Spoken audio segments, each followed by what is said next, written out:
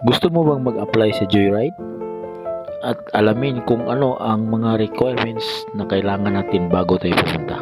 Panoorin niyo itong video nito para makatulong sa inyo. So, yan guys, ay tayo mag-a-apply sa Joyride at pupunta tayo sa Las Piñas, Vista Mall. At yun ang itsura ng Vista Mall. Then, alamin natin ang anong mga requirements na kailangan natin bago tayo pumunta para hindi masayang ang ating oras. So yun guys, ay nakarating na tayo doon. Mga alas 9 na tayo nakarating.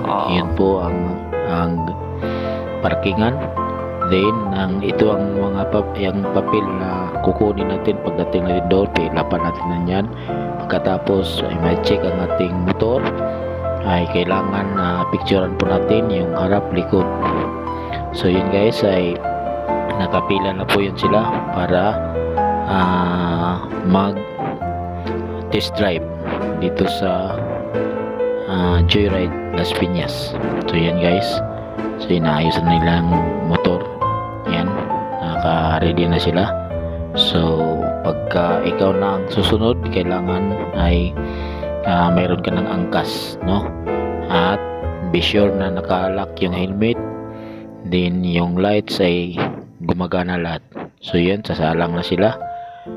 Yan. Yung helmet ay kailangan na full face then half face. So yun po ang itsura ng driving test. So dun tayo ikot. At yan ay kailangan natin may pasa. So kailangan di tayo makatukod, no? Dahil kung makatukod tayo dyan ay magkaroon tayo ng retake ulit tayo mga kaibigan. So yun lang ang ating gagawin. So kailangan balance. At pagkatapos nyan ay atin tayo ng training. Dito tayo tumatagal sa training, no? So mayroon tayong instructor. Yan ay tuturo sa atin kung ano ang dapat natin gawin para di tayo malito. So may mga guidelines sa mga joyride riders na dapat natin sundin para hindi tayo ma-epektuhan ang ating account.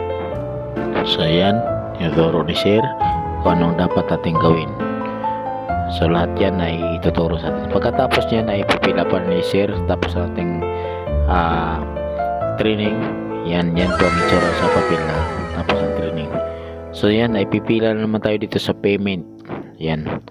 At antayin natin at kung makabayad na tayo ay malapit na tayo matapos. So yan guys, ay natapos na natin pagbayad at binigyan tayo ng helmet. Ang helmet pala niya naka-promo ay 650. So yun po ang aking mga kasama na nag-apply doon. Yan po ay natapos kami gabi na. At may isang lady rider na nag-apply kasama natin. So ready na tayo guys. Nakasuot na tayo ng ating uniform. Yan po ay ready ng ating motor para sumabak sa ating pagbiyahe. Maraming salamat sa inyong panood sa aking mga video.